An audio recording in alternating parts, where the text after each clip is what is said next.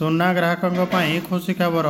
ଛୁଟି ଦିନରେ ଶସ୍ତା ହେଲା ସୁନା ଦର। 10 ଗ୍ରାମକୁ ମାତ୍ର ଏତିକି ଟଙ୍କା। ଡିସେମ୍ବର 14 ଅର୍ଥାତ୍ ଶନିବାର ଦିନ ସୁନା ରୂପା ମୂଲ୍ୟରେ ହ୍ରାସ ଘଟିଥିବାର ଦେଖିବାକୁ ମିଳିଛି। 22 କ୍ୟାରେଟ୍ ସୁନା 73,000 ଟଙ୍କା ତଳେ ରହିଥିବା ବେଳେ 24 କ୍ୟାରେଟ୍ ସୁନା ଦିଲ୍ଲୀ ଓ ରାଜସ୍ଥାନ ଏବଂ ୟୁପିରେ ପ୍ରାୟ 79,000 ଟଙ୍କାରେ କାରବାର କରୁଛି। ମୁମ୍ବାଇ, ଚେନ୍ନାଇ ଓ ବିହାରର ଏହାର ମୂଲ୍ୟ 72,300 ଟଙ୍କାରେ ପହଞ୍ଚିଛି।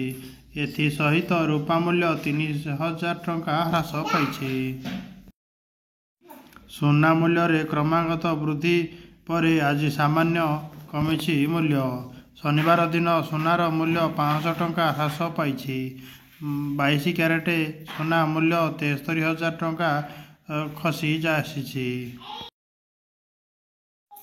ଆଜି ସାମାନ୍ୟ କମିଲା ସୁନା ଦର। ଆଜି ଭାରତୀୟ ବଜାରରେ 22 କ୍ୟାରେଟ୍ ସୁନା ଦର 10 ଗ୍ରାମ ପ୍ରତି 72,300 ଟଙ୍କା ଥିବାବେଳେ 24 କ୍ୟାରେଟ୍ ସୁନାର ଦର 10 ଗ୍ରାମ ପିଛା 78,870 ଟଙ୍କା ରହିଛି।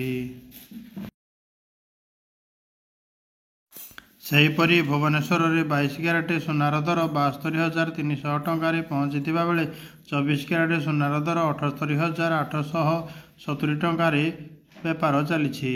24 କ୍ୟାରେଟ୍ ସୁନା 99.9% ଶୁଦ୍ଧ ଏବଂ 22 କ୍ୟାରେଟ୍ ସୁନା ପ୍ରାୟ 91% ଶୁଦ୍ଧ। 22 କ୍ୟାରେଟ୍ ସୁନାରେ ତମ୍ବା, ରୂପା, ଜିଙ୍କ୍ ଏବଂ 9% ଅନ୍ୟ ଧାତୁ ମିଶ୍ରଣ କରି ଅଳଙ୍କାର ପ୍ରସ୍ତୁତ କରାଯାଏ। 24 କ୍ୟାରେଟ୍ ସୁନାର ଅଳଙ୍କାର ତିଆରି କରାଯାଇପାରିବ ନାହିଁ। ସେଥିପାଇଁ ଅଧିକାଂଶ ଦୋକାନୀମାନେ 22 କ୍ୟାରେଟ୍ ସୁନା ବିକ୍ରି କରନ୍ତି।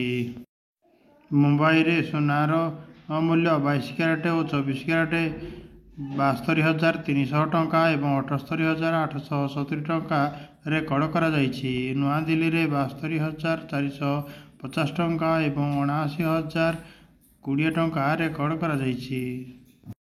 ଦକ୍ଷିଣ ଭାରତର ପ୍ରମୁଖ ସହର ଚେନ୍ନାଇରେ 22 କ୍ୟାରେଟ୍ ମୂଲ୍ୟ 72,300 ଟଙ୍କା ଥିବାବେଳେ 24 କ୍ୟାରେଟ୍ର ମୂଲ୍ୟ 78,870 ଟଙ୍କା ରେକର୍ଡ କରାଯାଇଛି। ପୂର୍ବ ଭାରତର ପ୍ରମୁଖ ସହର କଲିକତାରେ ଯଥାକ୍ରମେ 72,300 ଟଙ୍କା ଓ 78,870 ଟଙ୍କା ରହିଛି। ଅନ୍ୟପଟେ ରୂପା ଦର କେଜି ପ୍ରତି 93,500 ଟଙ୍କା ହୋଇଛି। ପୂର୍ବରୁ ଏହାର ମୂଲ୍ୟ 96,500 ଟଙ୍କା ରହିଥିଲା।